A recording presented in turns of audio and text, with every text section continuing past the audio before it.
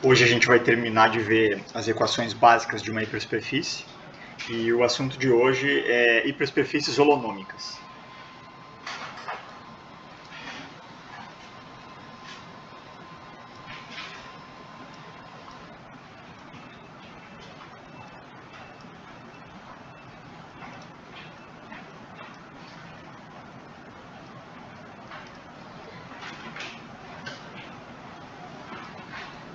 E o que são hipersuperfícies holonômicas? São hipersuperfícies que possuem um sistema global de coordenadas ortogonais principais, ou seja, que em cada ponto os vetores coordenados formam uma base ortogonal de autovetores do operador de forma. Ortogonal apenas, obviamente não ortonormal. Certo? Então é simplesmente isso, uma hipersuperfície holonômica, ou seja, você pega uma hipersuperfície F de M em um espaço de forma, e a gente diz que ela é holonômica,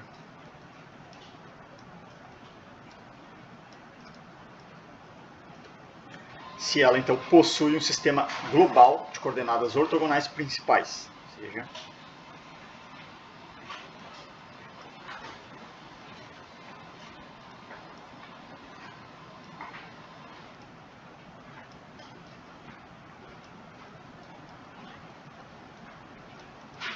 um sistema global de coordenadas. Então, em particular a M, topologicamente, é o Rn.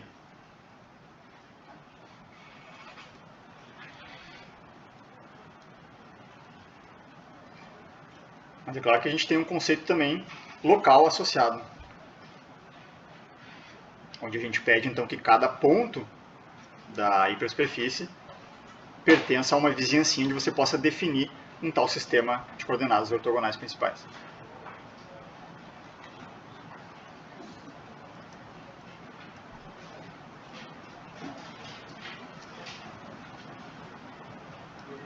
Vamos denotar por U1 até UN as coordenadas ortogonais. Então, principais significa o quê? Tais que em cada ponto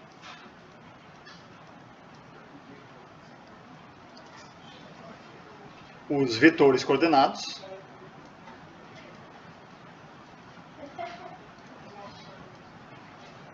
são autovetores do operador de forma.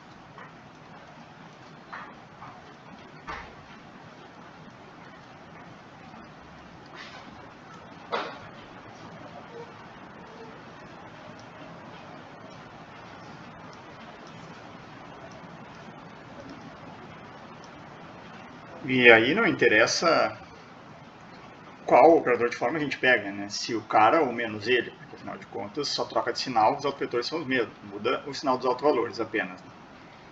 Então esse é o conceito de uma hipersuperfície holonômica. Os campos coordenados são sempre direções principais em todo ponto.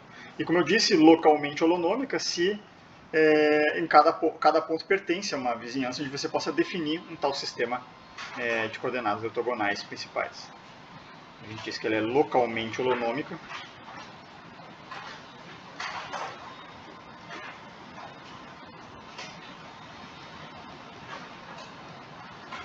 Que é o conceito para permitir exemplos topologicamente mais ricos, né? Já que o holonômica global, topologicamente, é sempre o Rn. Então, é localmente holonômica se para todo x de M existe uma vizinhança aberta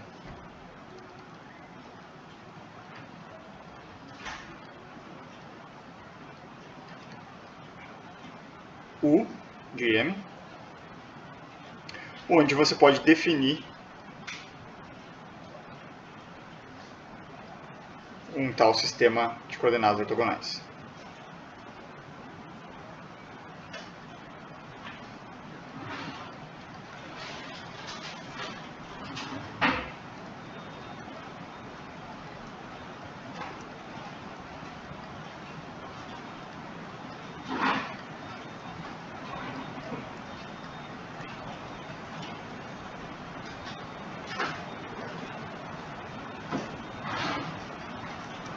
E são exatamente essas hipersuperfícies que a gente vai estudar nessa aula. Então, observem primeiramente que como eu comentei, uma hipersuperfície holonômica, topologicamente, ela é o Rn, particular é orientável. Você pode orientá-la, então, através de um campo de vetores normal, unitário e suave. Você pega uma hipersuperfície F de M num espaço de forma holonômica,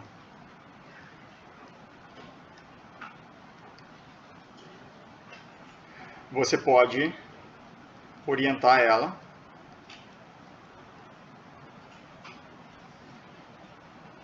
por um normal unitário global suave.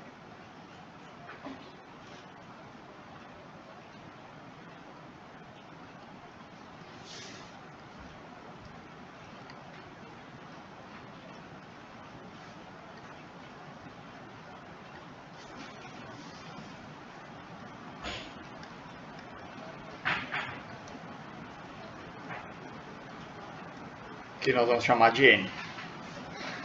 E aí, como os vetores coordenados são sempre direções principais em todo ponto, podemos escrever o operador de forma da seguinte forma.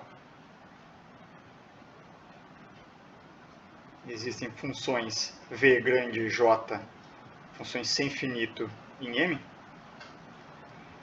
de tal maneira que o operador de forma A aplicado no jésimo vetor coordenado é um múltiplo dele, porque afinal de contas ele é um autovetor. E esse múltiplo nós vamos escrever da seguinte forma, como V grande J dividido por V pequeno j, onde V pequeno j é a norma do campo do vetor coordenado. Então, na verdade, o alto valor vai ser não o V grande J, mas sim esse quociente. Por que a gente escreve assim? Porque é mais conveniente. As equações fundamentais, as equações de Gauss e de Kodazzi, podem ser escritas de maneira mais simples quando a gente escreve dessa maneira. Então, observem que o que eu estou fazendo aqui é avaliando o operador de forma num vetor coordenado, mas expressando ele no versor coordenado, ou seja, no vetor unitário na direção do vetor coordenado, que é exatamente esse quociente aqui do vetor coordenado pela sua norma, que tem comprimento 1. E aí o múltiplo é esse V grande J que eu introduzi. Mas o outro valor em si é o quociente, certo? Onde, claro, como eu comentei, esse VJ pequeno é simplesmente a norma do vetor coordenado. E o A é o operador de forma na direção desse normal unitário que a gente utilizou para definir a orientação da hipersuperfície holonômica. Tá certo? Esse aqui é o AM.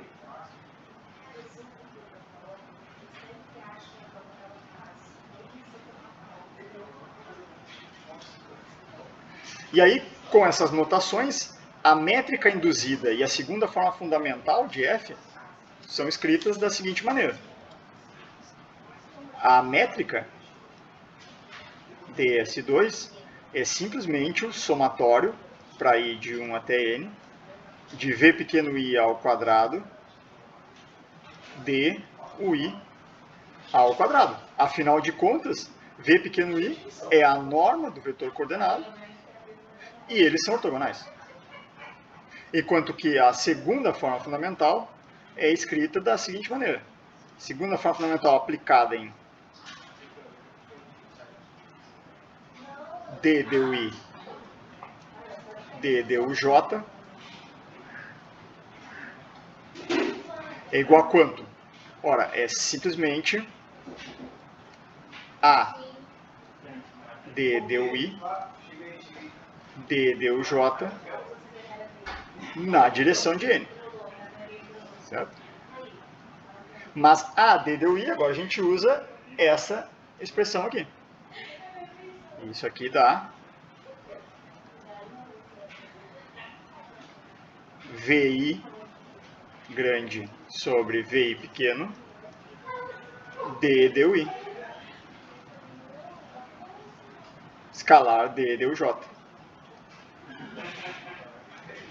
Na direção de n.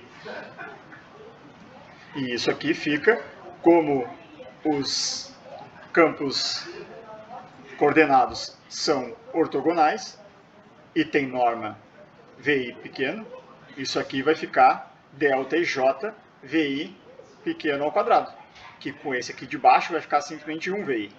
Então, no final das contas, a gente vai ter delta e J VI pequeno, o VI grande que já estava aqui, na direção de N. Tá certo? É simplesmente essa expressão, então, da métrica e da segunda forma fundamental, em termos deste par V pequeno, V grande, que é chamado o par associado a F. Então, este par V pequeno, V grande, onde V pequeno é a ênupla V1 pequeno até Vn pequeno, e V grande é a ênupla V1 grande até Vn grande, é chamado o par associado à hipersuperfície holonômica. Chama-se par associado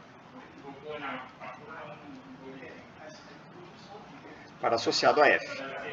Tá certo? E o interessante é que a gente pode expressar toda a geometria de uma hipersuperfície holonômica em termos de tipo par associado, já que a gente pode escrever as equações de Gauss e Kodatsi em termos desse par associado. E pelo teorema fundamental das hipersuperfícies, a gente sabe que as equações de Gauss e Kodatsi descrevem completamente a geometria de uma subvariedade. Localmente e globalmente, no caso simplesmente conexo, que é o caso de uma hipersuperfície holonômica, já que toda hipersuperfície holonômica topologicamente é o Rn, por ter aquele sistema de coordenadas globais. Né? Então é isso que a gente vai fazer, expressar as equações de Gauss e Kodatsi em termos desse par associado, mas antes a gente precisa da expressão da conexão de Levi-Civita e do tensor de curvatura de uma variedade riemanniana em um sistema de coordenadas ortogonal. Então é a primeira coisa que a gente vai fazer. Proposição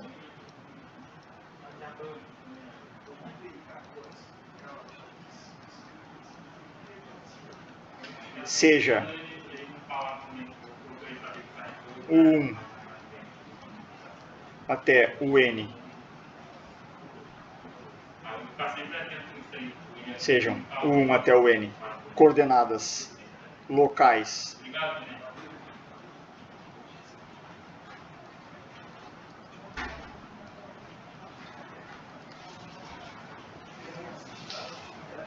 em uma variedade riemanniana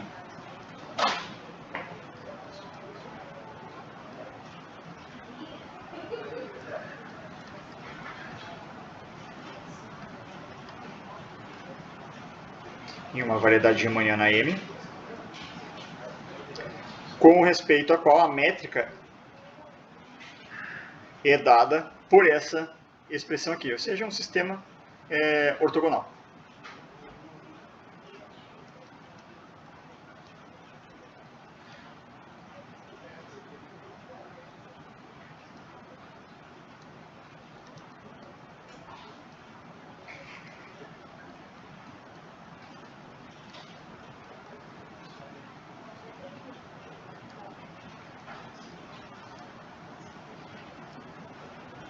A métrica é dada por ds quadrado igual a somatório para i de 1 até n de vi pequeno ao quadrado dui ao quadrado, ou seja, um sistema de coordenadas ortogonal.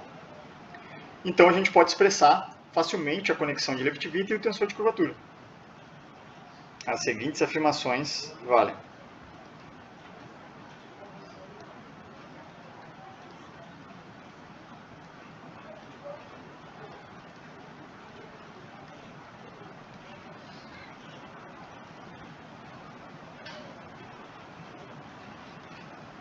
E a primeira afirmação é simplesmente a expressão da conexão de Levi-Civita em termos dessas vias. E ela é muito simples. A conexão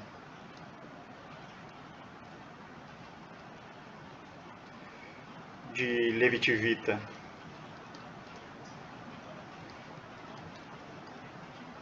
de M satisfaz o seguinte: nabla, a derivada do versor, do jésimo versor coordenado em relação ao i, derivada covariante do jésimo versor coordenado. Esse xj é o versor coordenado, ou seja, um unitário na direção do campo coordenado dui. Então, a derivada dele em relação a ui, covariante, é igual a hji, e cai na direção do vetor que está derivando, do dui, ou do seu versor xi. E isso para quaisquer i e j distintos.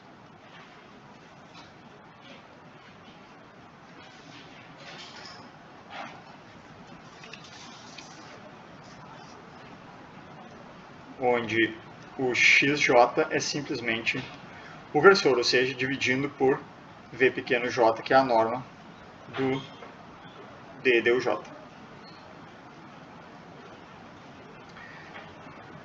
E o hji, que aparece aqui, o coeficiente, que é, de certa forma, um símbolo de Christoffel, né? Ele é dado da seguinte forma: hji é igual a 1 sobre vj dvi duj. Certo? Então, ele envolve uma derivada primeira dos coeficientes da métrica.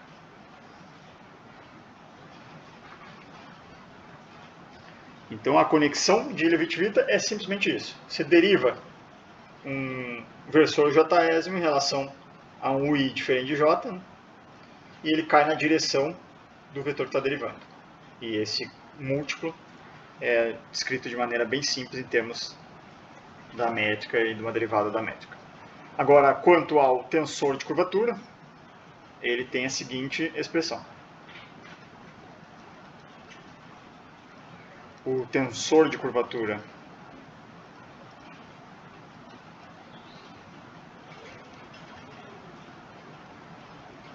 de M é dado por, primeiro, em três, claro que o tensor de curvatura, a gente basta saber ele numa base, né? E a gente pode avaliar em três campos coordenados distintos, primeiramente. Então, R de d dui, d duj, e ao invés de pegar agora d duk, eu vou pegar o versor, porque a fórmula fica mais simples, é mais conveniente pegar o xk aqui. Então, essa expressão é a seguinte: dhkj dui menos hki hij, essa é a componente na direção xj. Esse cara ele só tem duas componentes, uma na direção do xj e outra na direção do xi. Não tem nenhuma componente na direção de xk e nem em qualquer outro. Então a componente em xj é essa, e a componente em xi é trocando i por j, mas obviamente com sinal de menos, porque afinal de contas o tensor de curvatura é antissimétrico nessas duas primeiras entradas. Então, menos é a mesma coisa, trocando i por j. Então, dhki duj menos hkj hji. Essa então é a componente na direção de xi.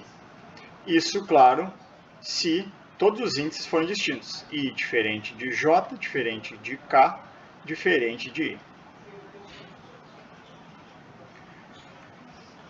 E agora eu posso pegar uma curvatura seccional, ou seja, quando eu pego o IJ, JI. E essas duas coisas descrevem completamente o tensor de curvatura por meio das suas simetrias e antissimetrias. Então, pegando agora em um par IJ, eu tenho que R de D dui D duj,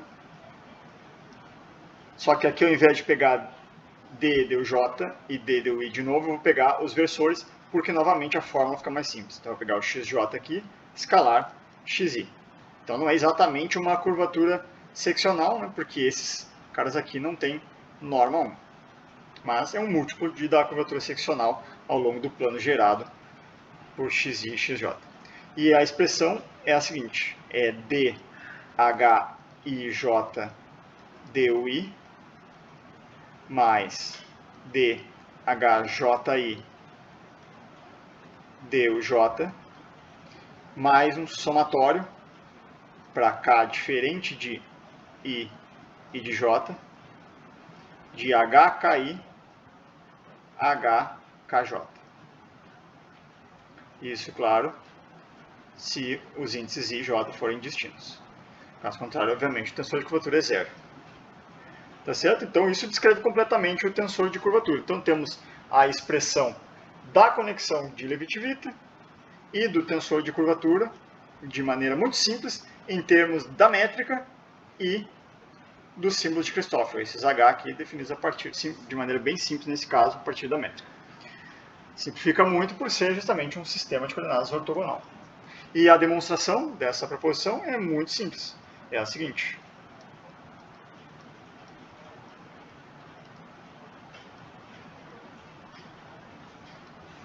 Tudo se baseia no fato de que os campos coordenados, o colchete deles é zero.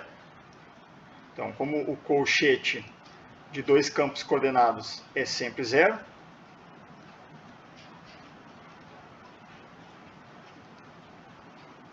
para quaisquer índices i e j distintos, inclusive iguais, mas aí é trivialmente, mas a gente vai precisar, claro, dos distintos, porque afinal de contas a gente está querendo calcular essa derivada covariante do xj em relação ao i, né? Para i e j distintos, que é onde vale essa forma. Então agora a gente vai fazer joguinhos com simetria e antissimetria. A gente vai fazer o seguinte. A gente tem que nabla d dui d duj escalar d duk. Isto aqui, pela ortogonalidade, eu posso passar derivando para o outro lado, trocando sinal. Então dá menos nabla d dui d duk escalar d duj. Aqui estou usando então a ortogonalidade dos campos coordenados apenas. Mas agora vou usar a simetria da conexão. Então eu posso trocar k por i e mantenho o sinal. Ou seja, que isso aqui fica menos nabla d duk d dui escalar d duj. E agora posso usar, estou pegando três índices distintos, tá? I e jk são todos distintos. Então posso usar de novo a ortogonalidade dos campos coordenados e passar derivando para o outro lado, trocando de sinal novamente. E aí vou obter igual a nabla d duk d duj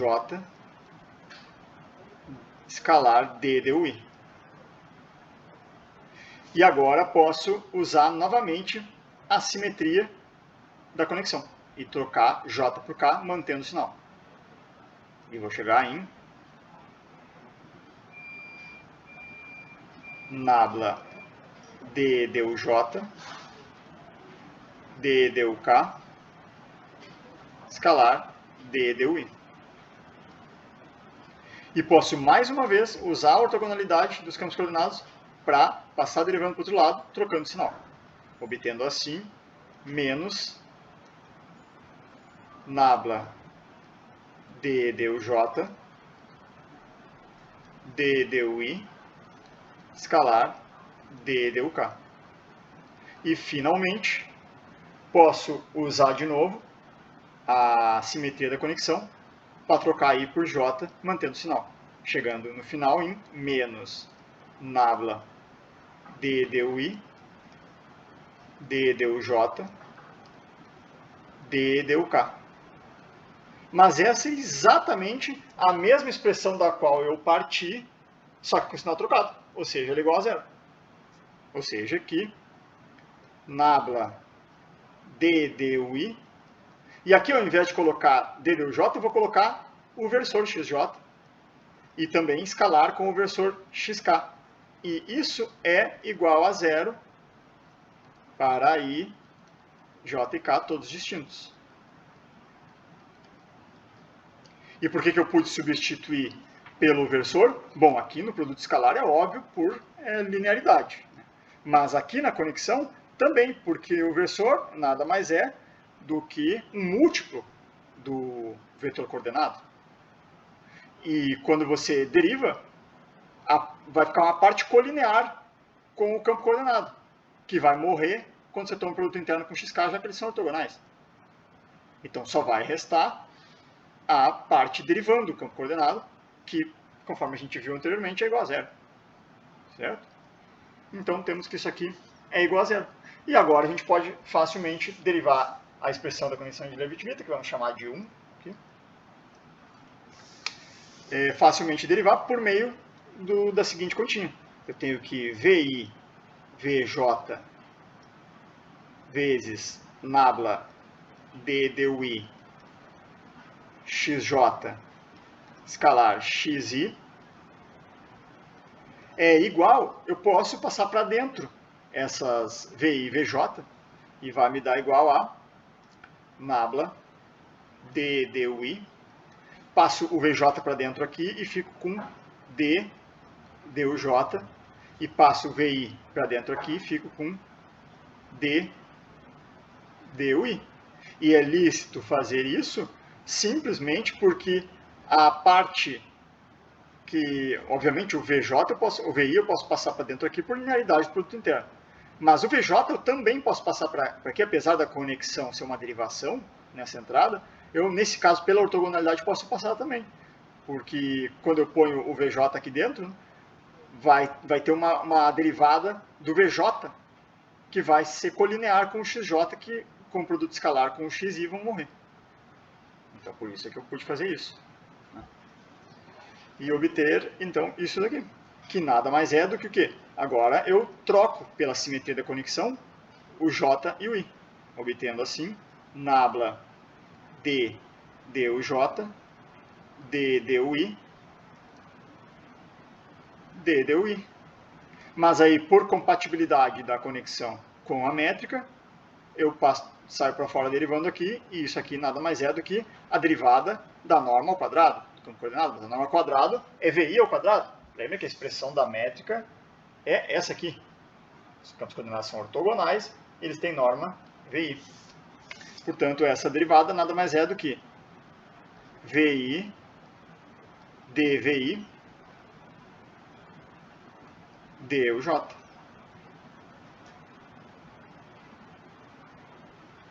E aí agora a gente pode obter facilmente essa expressão para a conexão de Levi-Civita. Porque a gente sabe que essa conexão de Levi-Civita, ela não tem componente em xk, para cá diferente de ij. Isso segue deste fato, que isso é igual a zero. Tampouco tem componente na direção de xj, porque é um vetor unitário. Então, ela é colinear com o cara que sobrou, que eles são ortonormais, os xi. Então, é colinear com xi. E quem é o múltiplo, hji, é justamente este cara aqui. Mas, eu estou chegando que esse cara aqui é quem?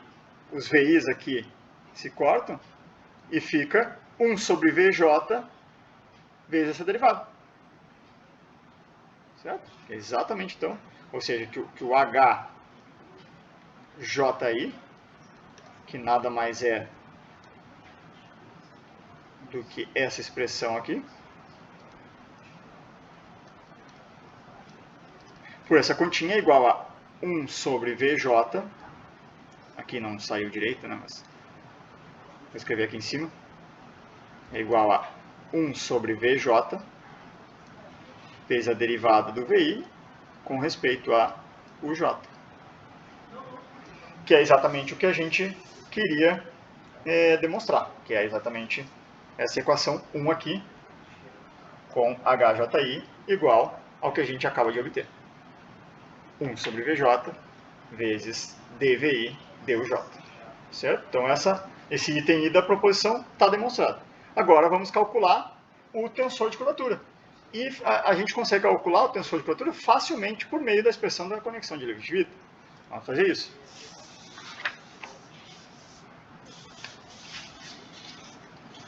Agora, o tensor de curvatura vai ser primeiro para 3 índices distintos. Né? Então, vamos calcular o R de D dui D duj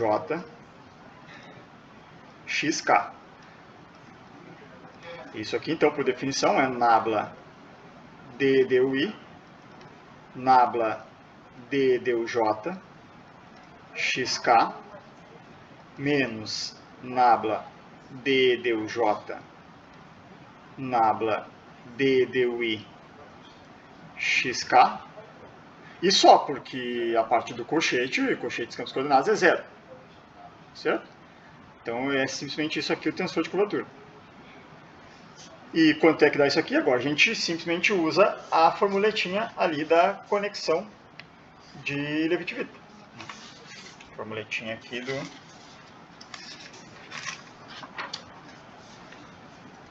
Vamos usar simplesmente essa definição da Leibniz-Witt. E vamos obter o seguinte. Nabla D dui. E aí essa expressão aqui, usando a formuletinha da conexão de Leibniz-Witt, vai me dar HKJ,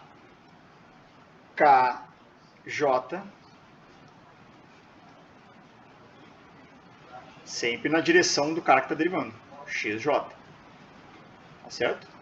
Simplesmente isso.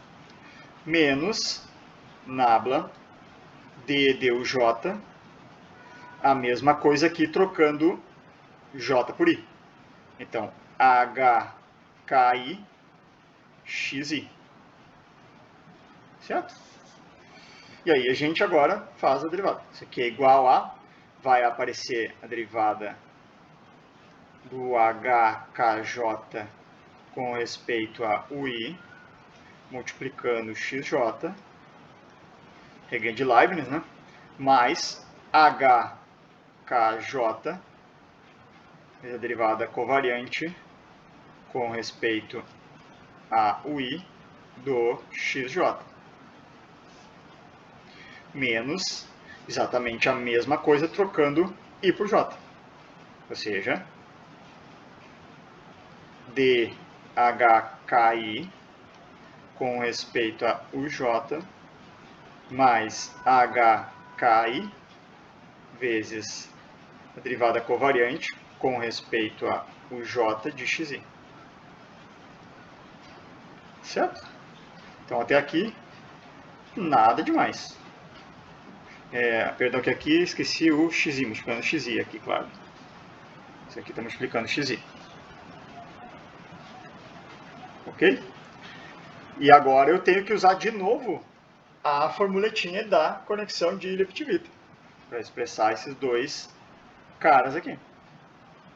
E aí isso aqui vai me dar, eu faço isso, obter o seguinte, bom, essa parte continua sendo o que era.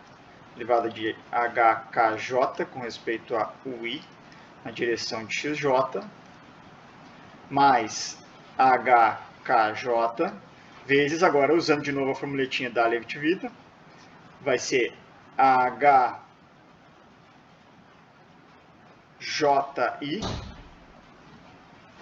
estou usando de novo a formuletinha aqui,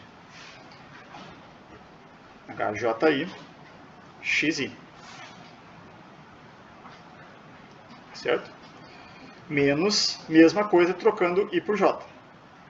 Então, derivada de HKI com respeito ao J, na direção de XI, mais HKI vezes HIJ, na direção de XJ. E agora eu simplesmente junto a componente em xj, que vai ser quem? Vai ser, tem esse cara aqui, né? Derivada de hkj com respeito ao i. E quem mais que tem? Aqui tem um sinal de menos, na verdade, né? É porque tinha menos aqui, então é menos com menos aqui, aqui é tudo menos. Esses dois é menos. Certo? Então vai ter mais esse cara aqui, com sinal de menos, né? Ou seja, menos hk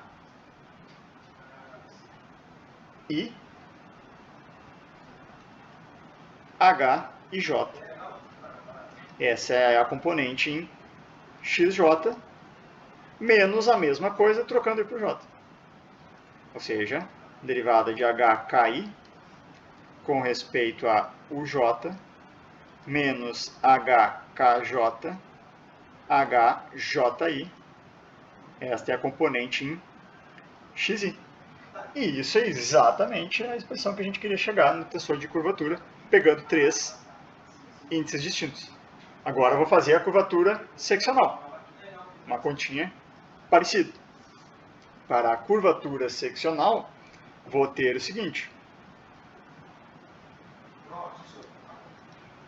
que R de d deu i, d deu j,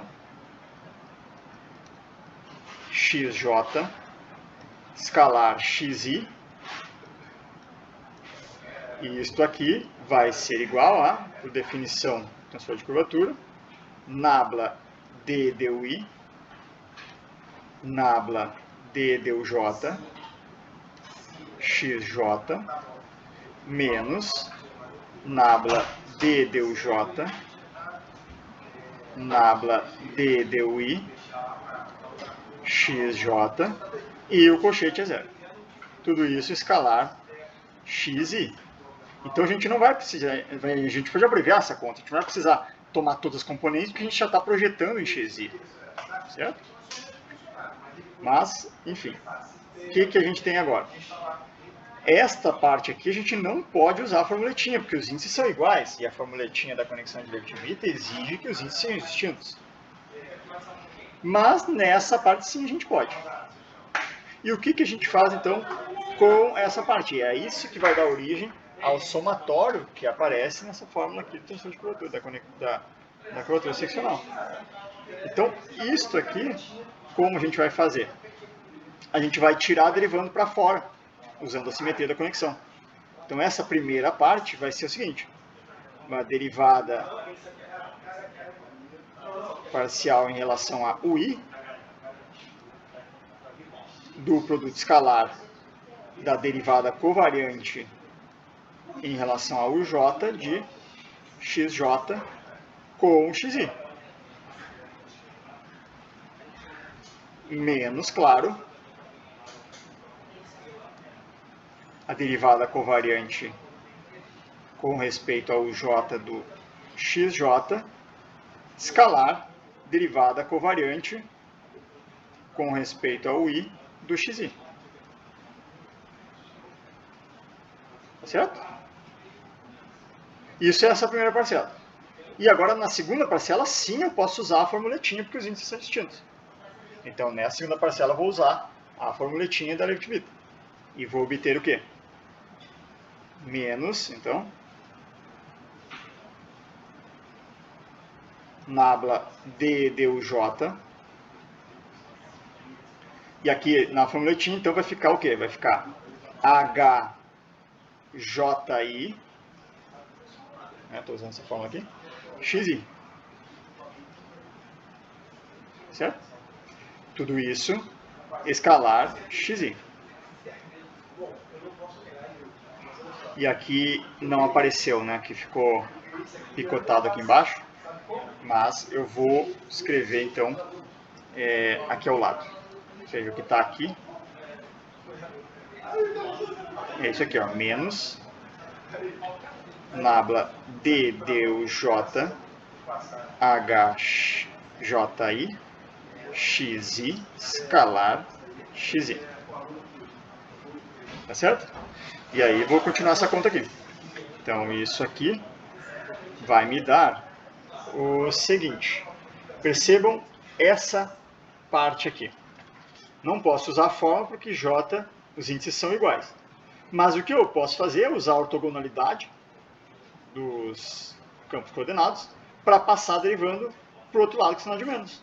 E aí sim os índices serão distintos. E aí eu vou poder usar a formuletinha da Leibniz. Então é isso que eu vou fazer aqui. Ou seja, essa parte vai ficar menos derivada parcial com respeito a UI do nabla de duj xi, escalar xj. E agora sim vou poder usar, na próxima etapa, a formuletinha da Leibniz. Tudo isso menos o quê? Esta outra parcela aqui, que é a parcela problemática, já que os índices são iguais tanto aqui quanto aqui. Mas aí o que eu faço? Bom, eu posso expressar esses caras aqui, cada um desses caras, numa base. Na base ortonormal do xi, do xk. Então, quando eu faço isso, vou obter o seguinte. Que essa derivada covariante aqui, expressando ela numa base, né, vai ser o quê? O somatório para K diferente de J. Afinal de contas, é unitário, não tem componente em XJ essa derivada. Então, para K diferente de J, da componente dele na direção do XK. Ou seja, da derivada covariante com respeito a UJ do XJ na direção escalar XK. Isso aqui é a componente em XK. E a mesma coisa para essa outra derivada covariante aqui. Só que aqui o K vai ser diferente de I. Então, somatório para K diferente de I.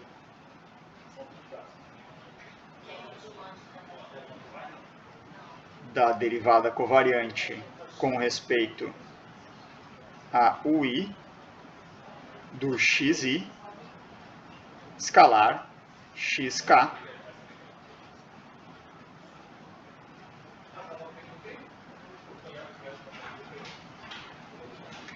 isso na direção de xk.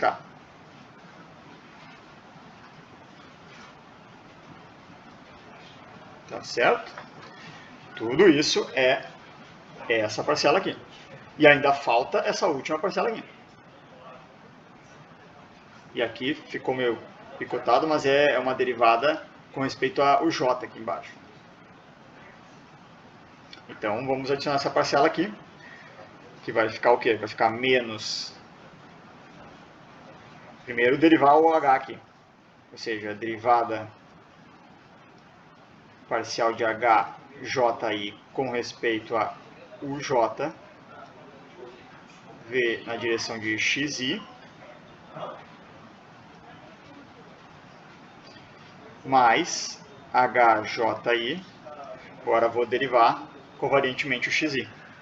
Derivada covariante com respeito ao J do XI. Tudo isso escalar XI. Tá certo? Por enquanto temos isso. Continuando, isso aqui tudo é igual a quanto? Agora, aqui sim posso usar a formuletinha da Leibniz. Lembrando, é essa daqui. Então vai ficar menos a derivada parcial em relação a UI. Usando aqui a formuletinha da Leibniz, vou chegar em HIJ XJ. Escalar XJ. Tá certo? E agora eu vou tratar dessa parcelona aqui. Só que essa parcelona, a base é ortonormal. Então isso aqui vai ficar... E aqui então o somatório é diferente de J e aqui é diferente de I. Então no final das contas vai ficar um somatório diferente de I e de J. Ou seja, vai ficar o somatório para K diferente de ambos os índices I e J desta parcela, dessa componente aqui, né? derivada parcial covariante com respeito a uj de xj escalar xk vezes a derivada covariante com respeito a ui de xi escalar xk. E finalmente essa última parcela aqui vai ficar o seguinte: vejam que essa parte morre, porque a derivada covariante do xi não tem parte em xi, já que ele é unitário. Então só sobrou isso. Só que xi é unitário. Então sobra simplesmente menos a derivada parcial de hji com respeito ao j. Tá certo? Simplesmente isso, essa última parcela. E aí agora, continuando, vou ter que isso é igual a quanto? Bom, vou aqui passar, usar a compatibilidade da conexão. Isso aqui vai ficar menos a derivada parcial de A com respeito a UI de H e J. A derivada parcial não, a derivada covariante. Perdão, vou fazer aqui embaixo. Então isso aqui vai dar igual a menos a derivada covariante com respeito a UI de HIJ XJ escalar XJ menos HIJ XJ derivada covariante com respeito a UI de XJ. Mas essa parte aqui morre porque o XJ é unitário. Então isso aqui dá zero. E essa parte aqui, a parte derivando do XJ também vai morrer. Só vai sobrar a parte derivando do H e J. Tudo isso menos esse somatório, que a gente pode fazer aquele mesmo truque de passar derivando para o outro lado usando a ortogonalidade. Afinal de contas, o índice K é diferente de ambos os índices I e J. Então vai passar com sinal de menos aqui, mas vai passar com sinal de menos também aqui. E menos com menos dá mais. Então, no final das contas, vou ter menos somatório para K diferente de I e de J, de derivada covariante com respeito a o J do xk escalar xj. Porque aí sim vou poder usar a formuletinha do Leibniz, já que os índices agora são distintos. E a mesma coisa aqui trocando I por J. Então, derivada covariante com respeito a UI do xk xi.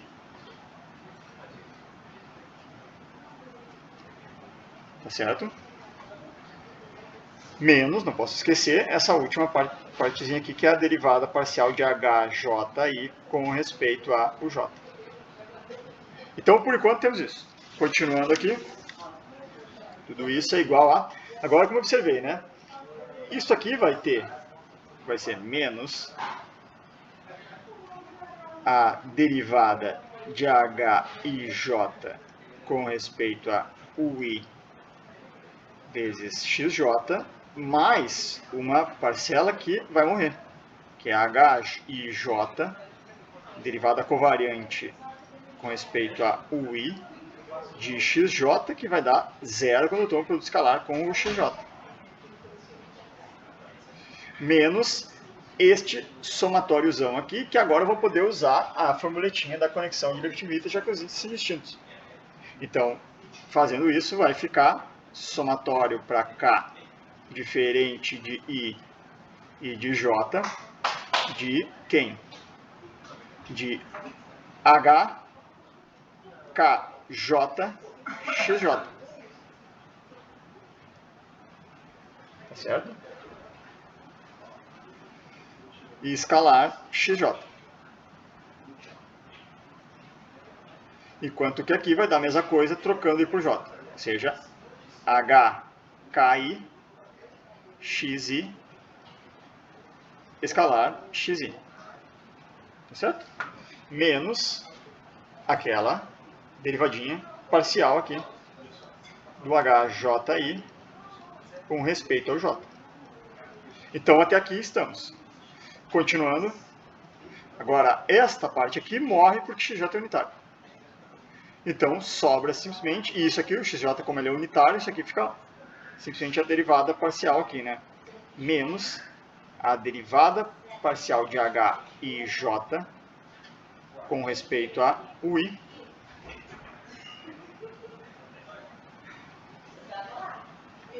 já vou juntar com essa outra aqui, que é parecida, derivada parcial de HJI com respeito a UJ, menos este somatório aqui. Só que agora esse somatório é muito simples, porque o XJ e o XI são unitários. Vai ficar simplesmente o somatório que aparece no enunciado. Para K diferente de J, de HKI, HKJ. Tá certo? Mas isso aqui, lembra o que era? Isso era essencialmente, curvatura seccional, né? Partimos daqui. Só que no enunciado aparece com o sinal de menos. Então, se eu coloco o sinal de menos aqui, eu vou chegar exatamente em menos R de DDUI DDUJ XJ escalar XI igual a isso aqui trocando de sinal, que aí fica mais. Ou seja, derivada parcial de H e J com respeito a UI mais a derivada parcial de HJI com respeito a UJ mais o somatório para K diferente de IJ de HKI, HKJ, e isso é exatamente a expressão do enunciado para curvatura seccional. Isso conclui a demonstração. Muito simples. Então, já temos a expressão da conexão de Levi-Civita e do tensor de curvatura em um sistema de coordenadas ortogonal. E isso é tudo que a gente precisa para calcular a equação de Gauss. Porque o sistema de coordenadas, além de ortogonal, ele é de coordenadas principais. Os campos coordenados são direções principais em todo ponto, por ser uma hipersuperfície holonômica. Certo? Então, como é que vão ficar as equações fundamentais para uma hipersuperfície holonômica? Se eu pego agora uma hipersuperfície holonômica F de Mn em um espaço de forma Qn mais 1C, uma hipersuperfície holonômica,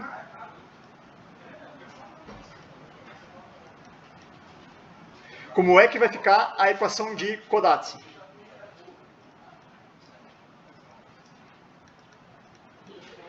Bom, a equação de Kodazzi é tensorial, as equações fundamentais são todas tensoriais, então basta a gente avaliar elas numa base. Né? Se a gente avalia na base coordenada, vai ficar a simetria, né? Vai ficar derivada covariante com respeito a UI de A d dUj, igual a mesma coisa trocando I por J.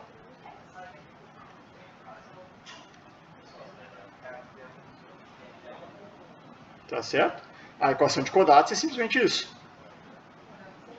Mas agora eu uso que são direções principais, e a gente escreveu o operador de forma nessa base principal por meio daquelas funções VJ do par associado.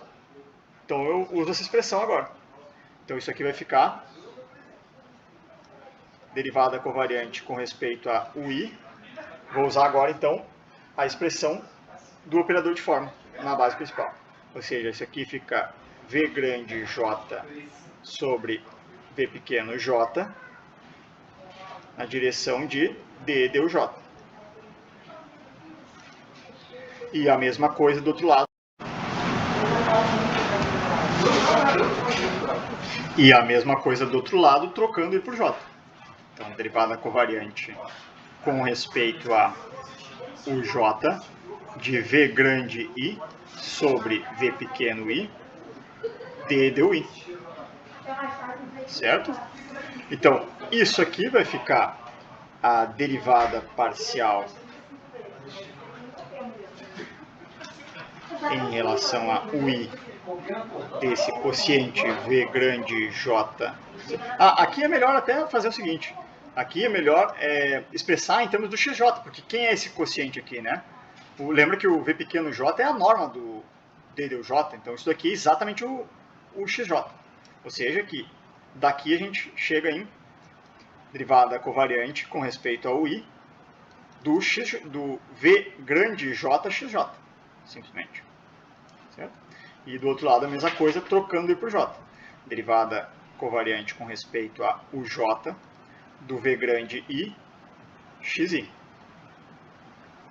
E aí isso aqui vai ficar a derivada parcial de V grande J com respeito a UI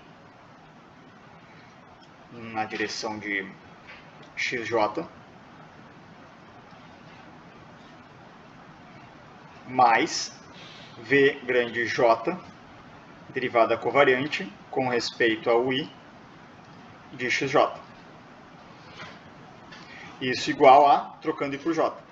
Ou seja, a derivada parcial de V grande I com respeito a UJ na direção de XI mais V grande I, derivada covariante com respeito a UJ de XI. Só que eu tenho a expressão dessas derivadas covariantes em termos da conexão de Levi-Civita, já que os índices são distintos. E a expressão, lembrem, é essa daqui. Então é só substituir.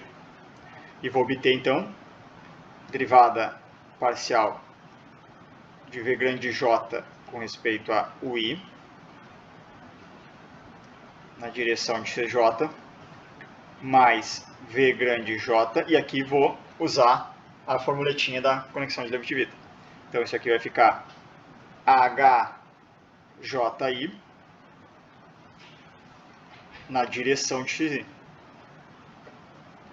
Tudo isso igual a mesma coisa trocando I por J, ou seja, a derivada parcial de V grande I com respeito ao J na direção de XI mais V grande I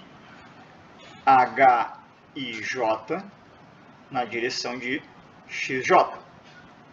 Então agora eu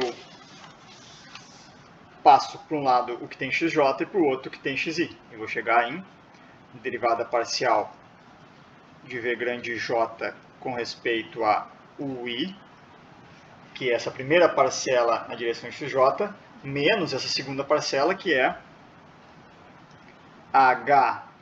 HIJ V grande I.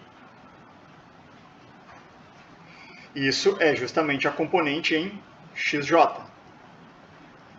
Igual a mesma coisa trocando I por J. Do outro lado, a componente em XI.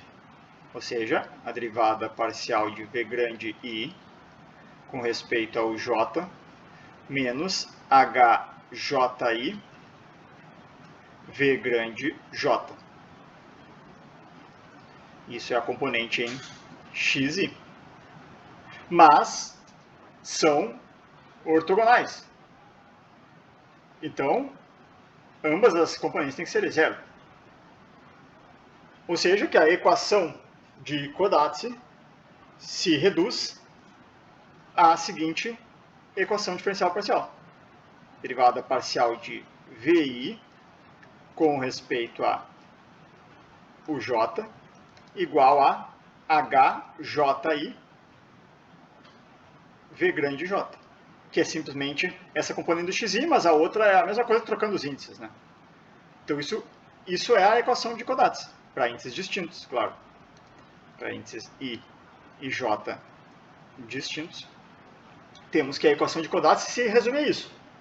E a equação de Gauss, bom, a gente tem a expressão do tensor de curvatura já.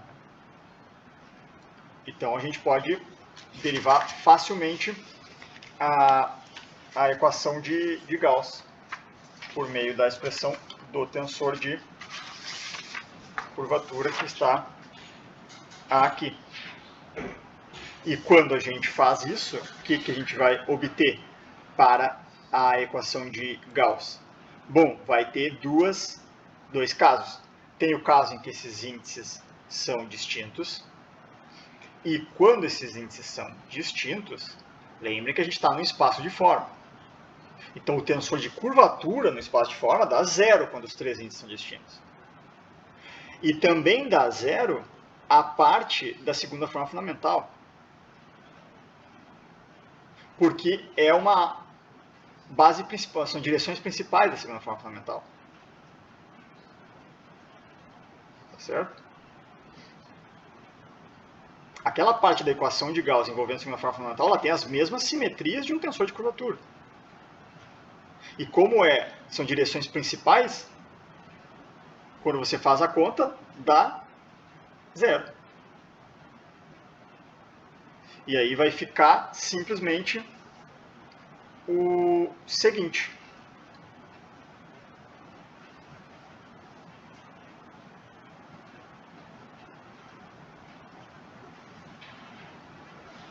Vai ficar aqui este tensor de curvatura da hipersuperfície holonômica, para índices distintos, dá zero. Mas ele tinha duas componentes. Então, como eles são ortogonais, cada uma dessas componentes dá zero.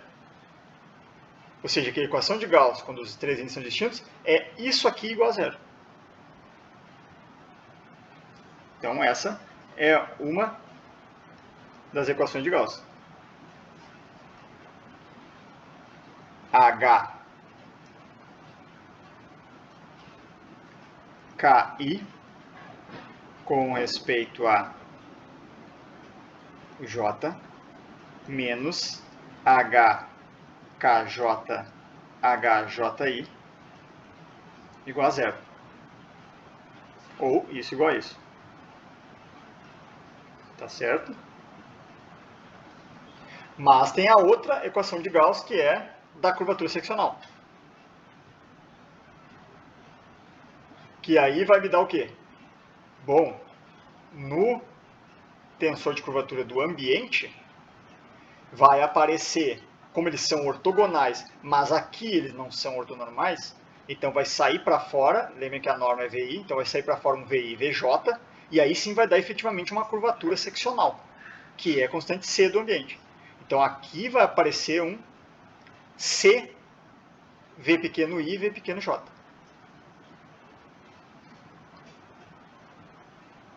E a parte da segunda forma fundamental, como são direções principais, vai ficar algo bastante parecido, só que o múltiplo que vai sair para fora aqui é quando eu avalio o A nessa base, vai ficar o V grande I na direção do XI. E aqui vai ficar o V grande J na direção do XJ. Então vai ficar, no final das contas, V grande I, V grande J. A parte da segunda forma fundamental. Então a outra equação de Gauss vai me dar o quê? Vai me dar aqui menos essa curvatura aqui, que é isso aqui, né? Esse somatório, essa derivada parcial de H e J com respeito a UI mais derivada parcial de HJI com respeito a UJ mais somatório para K diferente de I e de J de HKI HKJ, que é a parte do tensor de curvatura da hipersuperfície holonômica. Isso vai ser igual a, ou seja, isso mais o tensor de curvatura do ambiente, que, como eu comentei, vai ficar C vezes V pequeno I, V pequeno J, mais a parte da segunda forma fundamental, e como eu comentei, vai ficar V grande I, V grande J. Mais V grande I, V grande J. Igual a zero, que eu passei tudo para o outro lado. Então essas duas são a Gauss. E essa daqui é a Kodátsy. E o H é definido a partir da métrica, porque ele é simplesmente o símbolo de Christoffel, lá da conexão de Leavitt-Witt. Então, Gauss e Kodátsy se reduzem a um sistema de equações diferenciais parciais de primeira ordem. Qual o sistema? O seguinte. Primeira equação é simplesmente a expressão do símbolo de Christoffel em termos da métrica, ou a definição do HJI em termos do V pequeno I. Ou seja, que a derivada parcial do V pequeno I com respeito a o J é igual a HJI VJ. Só passei para o outro lado aqui o VJ. Simplesmente a definição do HJI em termos do V. Ok? Então essa é a primeira EDP. Ou primeiro conjunto de EDPs, porque aqui os índices são todos distintos. Né?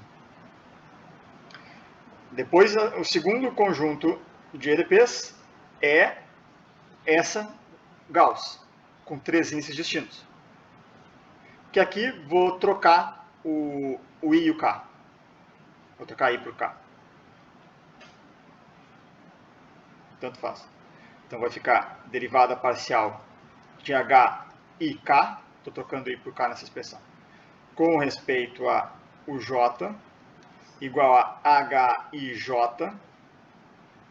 vezes HJK. Os índices são todos distintos. Tá?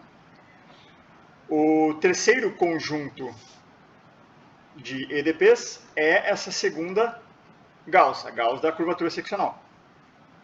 Que vai ser, então, derivada parcial de HIJ com respeito a UI, mais derivada parcial de HJI com respeito a UJ, mais somatório para K diferente de I e J de HKI, HKJ, mais esse cara que vem da segunda forma fundamental, V grande I, V grande J, mais esse cara aqui que vem da curvatura constante do ambiente, C, V pequeno I, V pequeno J, igual a zero. Então o ambiente ele se manifesta exclusivamente através dessa parcelinha aqui com esse C. É a única diferença entre entre o lonômicas em um espaço de forma e em outro. A única diferença no sistema é esse C aqui. Certo? Enquanto que o último conjunto de EDPs vem da Kodátsy, que é este cara aqui. Ou seja, derivada parcial de V grande I com respeito a UJ é igual a HJI V grande J.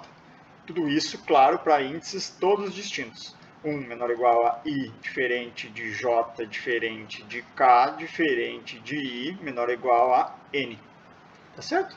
Então, é simplesmente isso. Se reduz as equações fundamentais para uma hipersuperfície holonômica. E aí, como uma aplicação direta do teorema fundamental das hipersuperfícies, se eu, porventura, tenho uma tripla V pequeno H, que provém do V pequeno por meio da equação I e V grande, satisfazendo esse sistema de equações diferenciais parciais em um subconjunto aberto simplesmente conexo do Rn com os V pequeno I todos distintos de zero, afinal de contas eles são os coeficientes da métrica. A métrica é essa daqui, né? Então, claro que a solução tem que pedir que os V pequeno I sejam diferentes de zeros para que essa expressão aqui me dê uma métrica, de fato.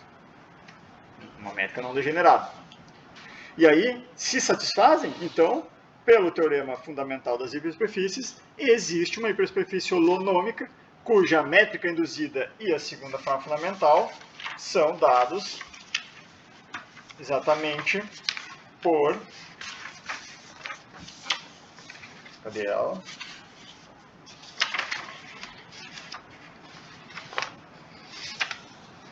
São dados por essas expressões aqui. Vamos chamar de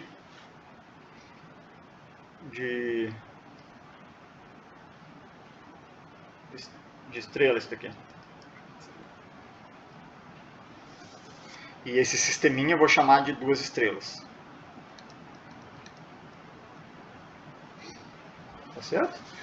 Então, enunciado do teorema fundamental das hipersuperfícies holonômicas, que é uma proposição, é a seguinte.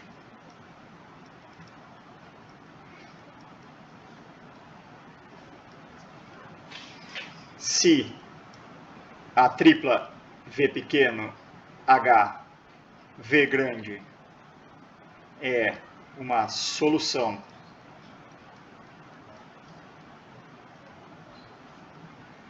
de 2 estrelas, desse sistema de equações diferenciais parciais aqui, em um subconjunto aberto simplesmente conexo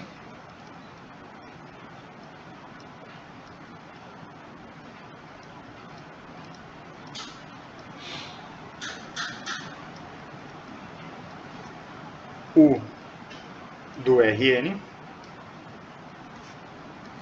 com V pequeno i diferente de 0, afinal de contas, né, isso aqui em todo ponto, né, V pequeno i diferente de 0 em todo ponto,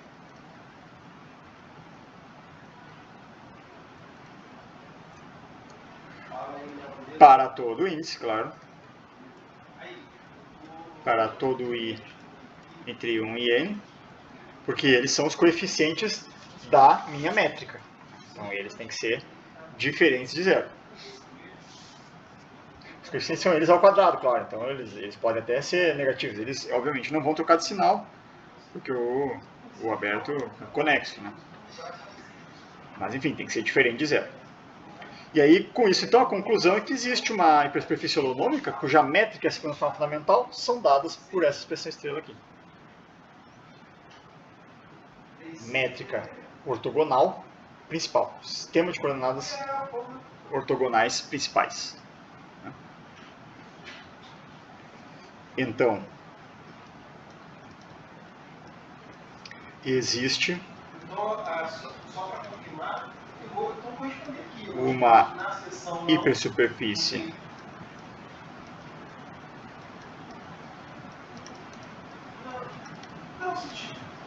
holonômica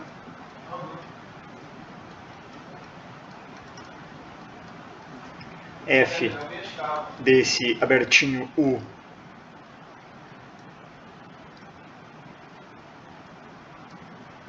no espaço de forma Qn mais 1C. E lembra que o C ele se manifesta no sistema através dessa equação 3 aqui, né? E claro que esse abertinho não é com a métrica do Rn, é com a métrica dada por esses VIs aqui. A métrica dessa equação aqui, certo? Justamente, cuja métrica induzida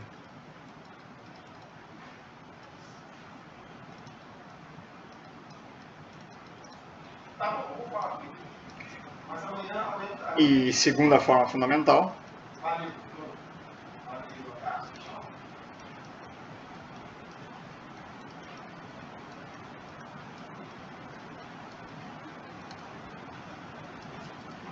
são dadas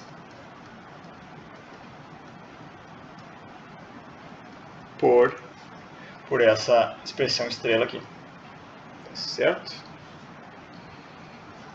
Por estrela. Então, simplesmente isso, né?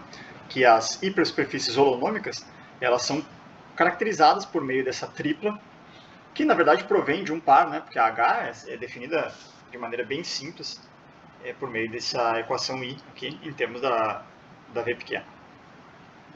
E se essa tripla, então, é uma solução desse sistema de EDPs, num aberto simplesmente conexo do RN, vai existir uma hipersuperfície holonômica, cuja métrica induzida e a segunda forma fundamental são dadas dessa forma, ou seja, métrica ortogonal, e segunda forma fundamental também diagonaliza nessa base.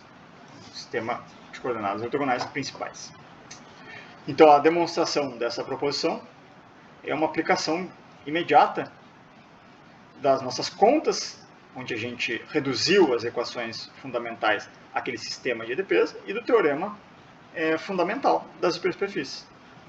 Porque a primeira fórmula dessa equação estrela, ela define uma métrica, afinal de contas a gente está pedindo no enunciado que VI seja diferente de zero. Então isso aqui me define uma métrica ortogonal. Nesse abertinho U. Ok? Então a primeira fórmula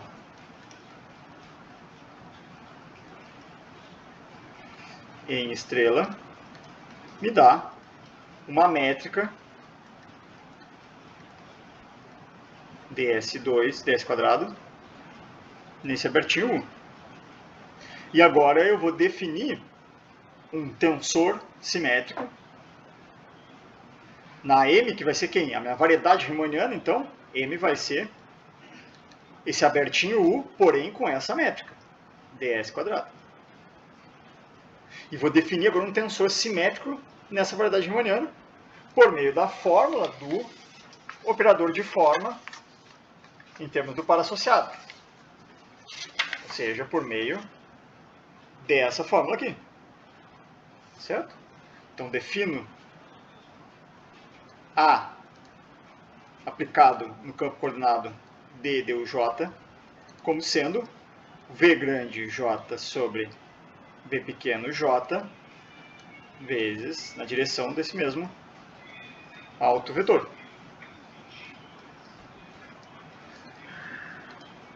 É claro que isso aqui é um tensor simétrico, porque essa base é uma base ortogonal.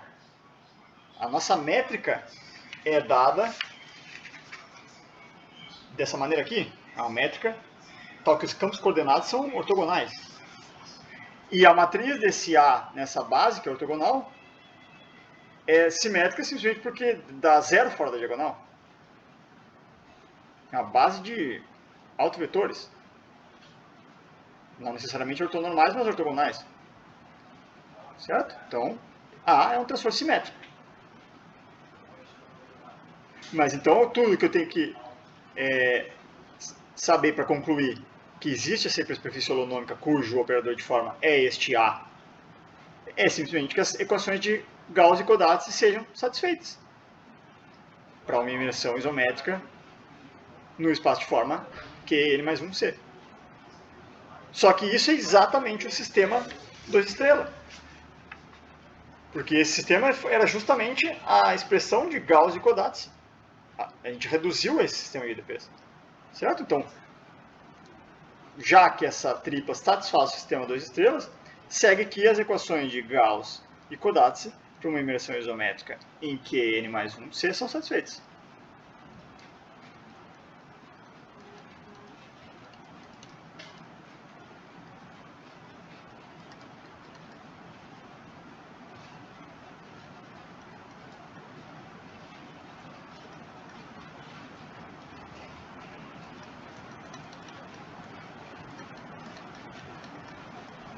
E aí, então, a conclusão segue diretamente do teorema fundamental das hipersuperfícies.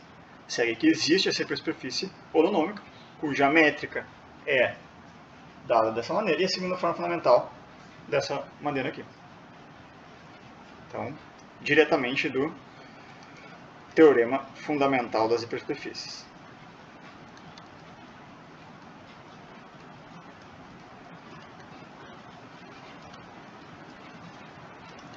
Hipersuperfícies.